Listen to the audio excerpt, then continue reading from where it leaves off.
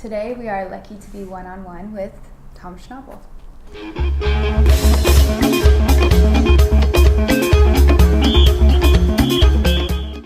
So, Tom, I have so many questions for you, but I want to start at the beginning. Can you tell me your earliest memory of music?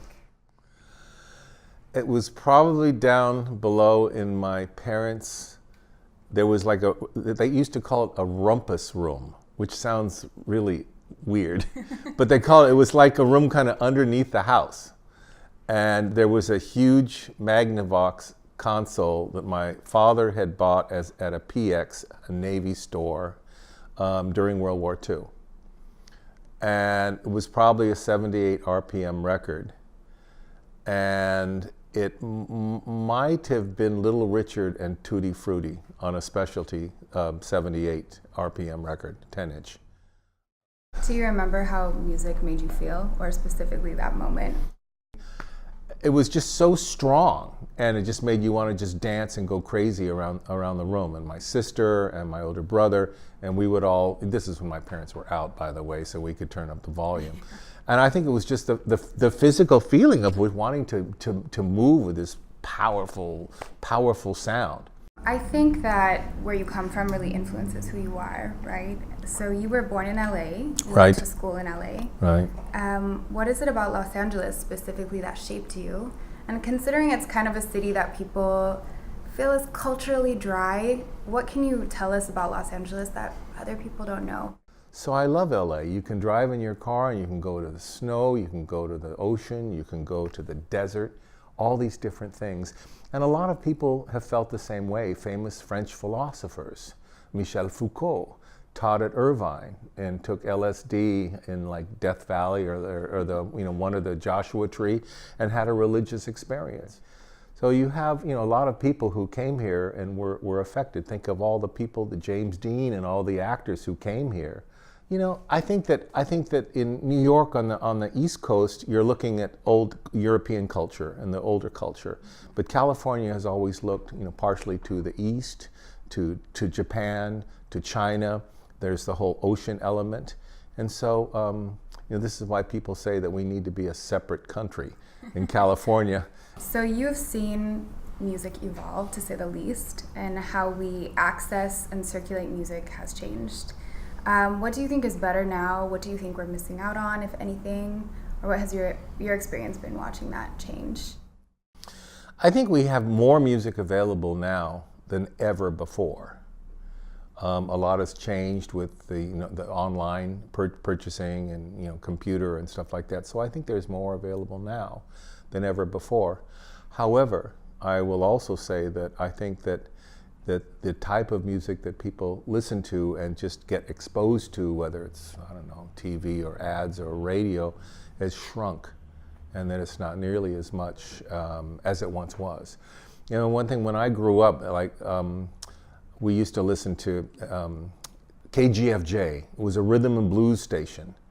And so, at that time, in the 50s, you'd have what they call race stations, where there's black music on one station and then white music on the other. So you'd hear Little Richard on KGFJ and Pat Boone doing a horrible, awful version of Tutti Frutti, on the white stations. But I grew up with those stations, and then there were other R&B stations. There were some Latin stations too.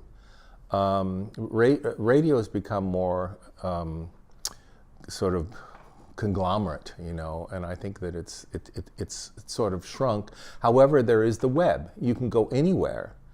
So it's kind of weird. I think that there are more choices than ever, but I think people aren't availing themselves. I sort of like a little more mystical and unknown, and I go for stuff that's not all that well known. That's what I like doing. I really want to know what you think about the relationship between music, media, and what's happening in life. Meaning, do you think that media shapes what happens in real life? Does real life shape what happens in media? Or how have you seen that relationship change? I think a lot of media is propagandistic, and I think that they try to shape how people think. You'll see these fads, where all of a sudden, there's some new new kid that everybody's listening to. Now I like certain things like Gangnam Dance. I like that a lot. But in terms of the new star, some young kid that has beautiful hair, Justin Bieber or whatever. But I think it's propagandistic, and I think and it sells product. And I think in listening to your interview with Garth Trinidad, he mentions the same thing. It's about product placement, it's about the commodification of music, and I don't like to use a lot of fancy words, but when radio stations were smaller and they didn't have so much money on the line and they weren't trying to have big advertiser spend a lot of money to get their ads on, I thought the music was better. I thought the DJs had more choices. But radio became a lot more corporate.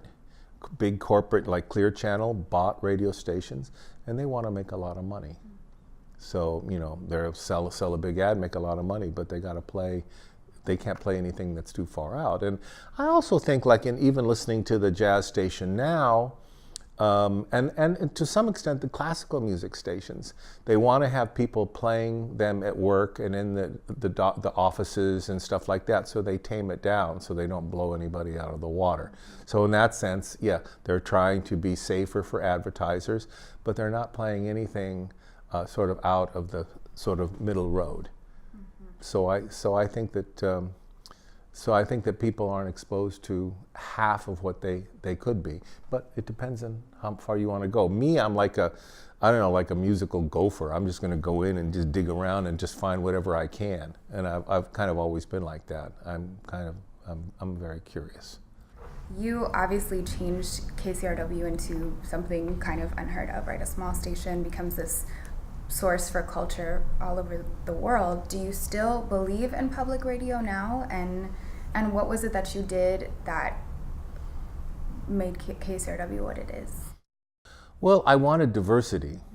Mm-hmm. When I became music director in the summer of '79, it was a tiny station. You could do almost anything. The shows weren't very good. They had to broadcast the baseball game and the football game. They had to have the faculty on the air, faculty that had absolutely nothing to say.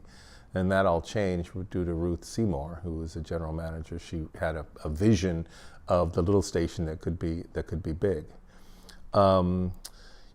My aim, there wasn't much. There was classical music during the daytime, a little bit, and some jazz at night. That's all there was. So I went in there and I said, well, we need to hear a lot of other things. Reggae was huge then. Bob Marley was still alive in '79, and the first show that I put on in the fall was the Reggae Beat, which became, next to Morning Becomes Eclectic, the most popular program. Maybe even more popular because they were on the weekend and everybody could listen. Bob Marley was the first interview on the Reggae Beat. But I wanted to expand the sound of the station, and I also had a strong feeling that LA is made up of a lot of different people. People come here from all over the world, so why are we just going to broadcast even just jazz or rock and roll or anything like that? So the next show went on was an African show. So I wanted to broaden, but that was my vision. That was my vision of what I wanted to do, was to make, if there are hundreds of languages spoken in LA, why would you only be playing, one or two kinds of music? That just seemed wrong to me. So I wanted to expand it, and I did. You've been all over the world. You know music from all over the world, and I want to ask you, is there a specific place you think right now is the future of music, or they're doing something really exciting in particular? It's with the globalization, and computers and computer programming stuff. Then it started with the 808 drum machine, stuff like that. In some ways music has become, I wouldn't say more homogenized, but production techniques and stuff. It's not like people are going into a big studio, or even a small radio studio anymore. They're making music on their computers. I would say Africa really is the country because you've got this strong backbone of music, of rhythm, of ritual and sacrament and all these things. But then you've also got the newer generation that are using computers and using all sorts of things. I mean, you have a band like Konono No. 1, and there's some other bands too, where they go in and they take stuff out of garbage cans and make this incredible music. I mean, it's sort of in-your-face music, but incredible, clangy, everything else, Do you have a particular travel memory or experience with music that has stuck with you the most? Something spiritual, something unusual that you think about or that moved you? You know, I remember the first day I was in Brazil, my friend in Brazil, Roberto Listingi, took me to Maracanã, which is the 200,000 seat soccer stadium. Mm-hmm. And I'd never seen anything so big. And there were two local teams playing, but there was intense rivalry, and there were armed guards all up and down the rows to keep people from fighting. And every section had their little samba. Like, you know, there would be a cuica, there would be an agogo, which is a little thing. There would be a little pandero, the little frame drum. And everybody had their little samba thing going on. I also remember going to a candomblé ceremony up in the hills in Bahia, you know, up, and it was a little scary, but this beautiful ceremony, with this music and the priest and the priestess all dressed in white. It was so orderly and organized and beautiful, and it was sacramental. And that was beautiful. And I mean, lots of memories. I mean, I guess I could go on. I remember there was a little dance studio in off La Cienega, and one of my first dance teachers was there. And there was Day of the Drum, and they had a bunch of bata drummers, the two-headed drums. There's one on the wall over there. And some conga drums, and they just played this like Yoruba, Santeria, sacred music.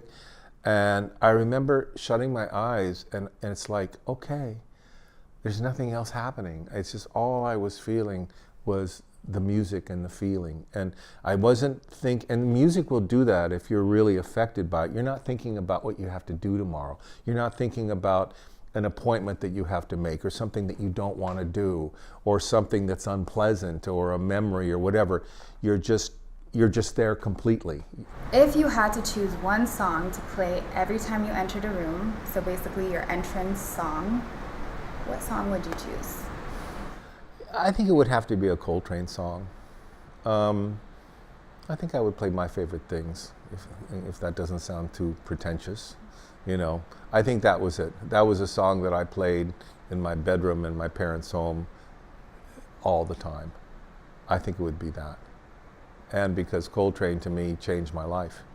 It was really Coltrane. When I was 16, I heard a Coltrane album that basically said, music is so much more powerful than just entertainment or fun or dance or anything. It's something that goes deep into your soul, into your spirit. It really goes someplace really powerful and deep. And that made me a music lover for my whole life. So it would have to be something by Coltrane. I think My Favorite Things would be a good choice.